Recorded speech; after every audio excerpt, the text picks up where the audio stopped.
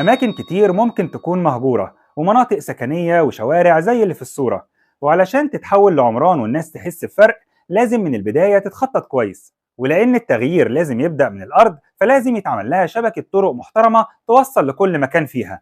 مراد محمود، وتعالى أقول لك إزاي ده بيحصل. النهاردة حابب أوري لحضراتكم مراحل تصنيع جزء مهم جدا من صناعة بتساهم بشكل كبير في مد العمران، وبنشكر مصنع المصطفى لتصنيع البلدورات واللي أمدنا بالفيديوهات الحصرية دي. بلدورات الأرصفة جزء مهم جدا في إنشاء طريق أو كوبري أو منطقة سكنية جديدة، وفي مصنع المصطفى بيتم تصنيع البلدورات دي بجودة عالية وبمقاسات قياسية. وباين قدام حضراتكم مراحل التصنيع والتجهيز، بداية من تجهيز الخرسانة وصبها في الفرم المجهزة لكل مقاس لحد ما تاخد وقتها وتنشف، وبعدين يتم فك الفرم دي وتحميلها علشان يتم توجيهها لمواقع الإنشاء. اللي عاجبني بقى في الموضوع إنه مصنع وبيقوم بتجهيز العملية كلها، وإن أي حد بيشتري منه بيشتري من الإيد الأولى، يعني بيوفر مبلغ كبير جدا. ده غير إنه مصنع في اسكندرية فبيوفر كتير جدا من مصاريف النقل والوقت المطلوب لاستلام الطلبية. كمان ملتزمين جدا في الوقت، عندهم شغل جاهز تقدر تحمل على طول، أو تقدر تطلب طلبيتك ويجهزوها في أقرب وقت ممكن، سواء كانت بلدورة عجالي أو بلدورة جناين أو حتى بلاط الانترلوك اللي بيتم استخدامه في جميع الأرصفة في المشاريع الجديدة. وكمان عندهم حاجة مميزة جدا، فورمة مخصوص لنص بلدورة وبمقاس 25 سم،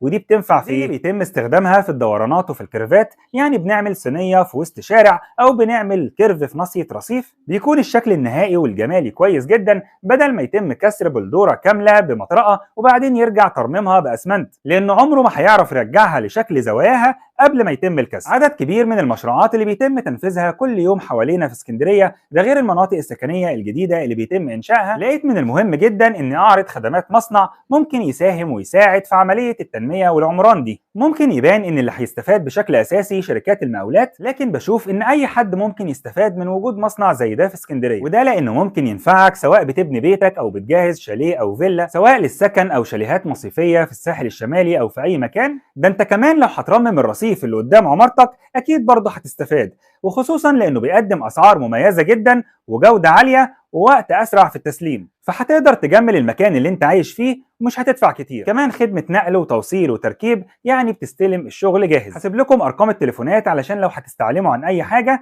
وتابعونا علشان دايما تشوفوا وتعرفوا كل جميل وجديد في اسكندريه. اخوكم مراد محمود. اقول لكم توصلوا للمكان ده ازاي؟ لو جايين من وسط البلد محرم بيه شارع قناه السويس، هتلاقي كارفور على يمينكم، هناخد اول ملف ونرجع دائري. ولو جاي صحراوي زي ما ماشيين دلوقتي، هتكمل على طول في الطريق الدائري في اتجاه حي الفيلات، هتمشي في طريق الدائري شويه لحد ما هتلاقي مستشفى إليت على يمينك، وبعدها لوكيشن تصوير ترانزيت، وبعدين هيقابلك مسجد رياض الصالحين، وبعدهم هيقابلك مدرسه القدس الدوليه. هندخل من المدخل اللي بعدها اللي على اوله مسجد فاطمه الزهراء من الطريق الدائري، وبعدين اول شارع شمال بعد المسجد، المصنع في ظهر المسجد على طول.